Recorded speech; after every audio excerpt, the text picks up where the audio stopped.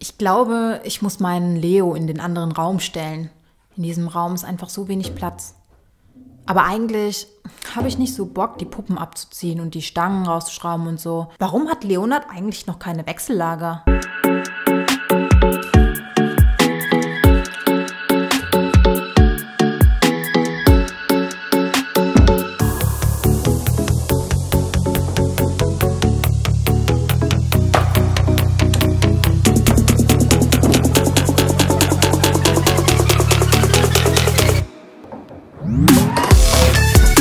Hi, ich bin Lynn, ich bin amtierende Weltmeisterin im Tischfußball und habe heute vielleicht eine interessante Information für dich, wenn du Turnierspielerin oder Turnierspieler bist.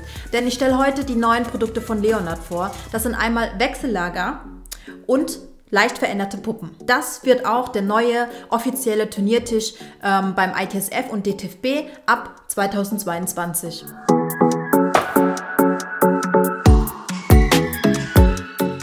Ich möchte heute mit euch über 3 Dinge sprechen. Einmal über das Produkt selber, einmal über das Spielgefühl und was daraus resultiert.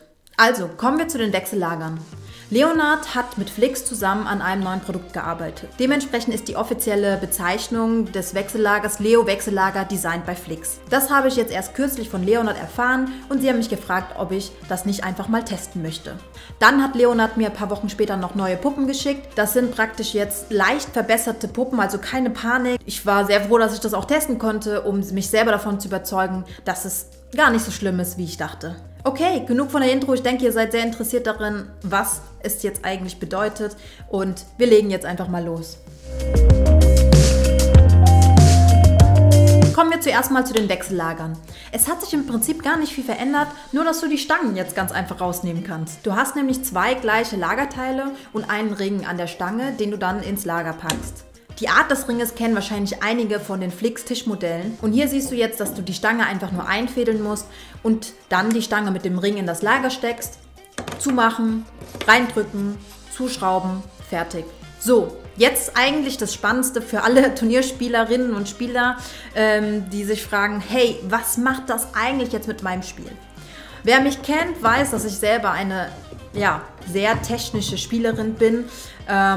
Und ich hatte natürlich dann auch direkt die Sorge, okay, ist das, was ich mir jetzt antrainiert habe, ist das jetzt kaputt in Anführungsstrichen oder so, aber ich konnte mich zum Glück vom Gegenteil überzeugen. Natürlich möchte ich vorab sagen, ich habe natürlich hier jetzt keine Turniersituation nachstellen können, aber ich habe mehrere Abende lang, 3 Stunden lang Best of 5 gespielt und ich hatte die Wechsellager also ausprobiert und hatte auch 2 verschiedene Erstligaspieler bei mir zu Hause, gegen die ich gespielt habe, die ich vorher nicht darüber informiert habe, weil ich wissen wollte, ob es denen denn überhaupt auffällt.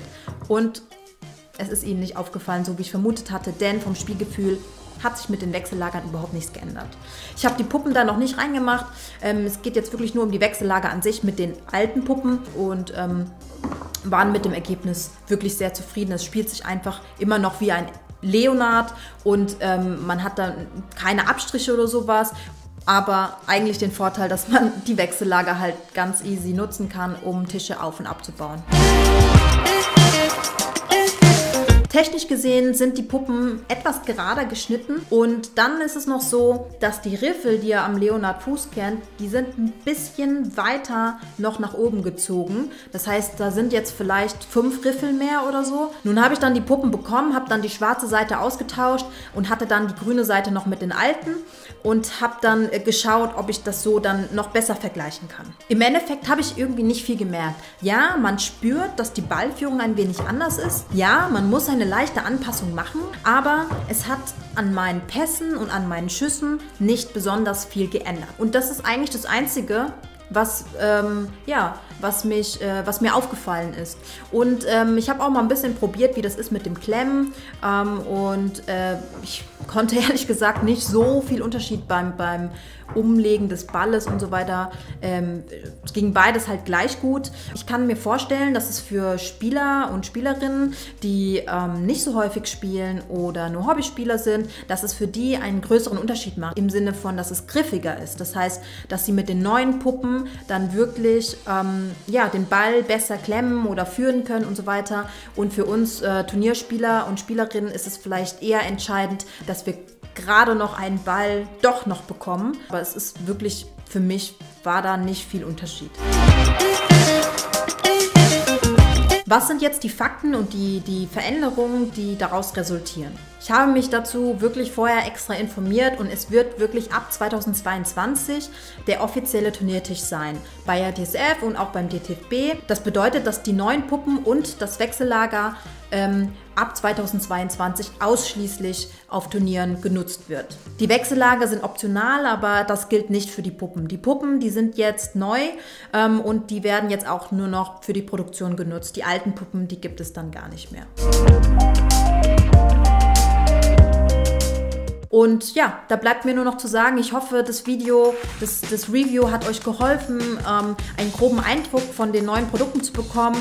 Und ich hoffe, dass wir uns bald wieder am Tisch sehen können und ihr auch eure Meinung zu dem oder eure eigene Meinung zu den neuen Produkten bilden könnt. Und dann bleibt mir wohl nichts anderes mehr zu sagen als bleibt am Ball und bis zum nächsten Mal.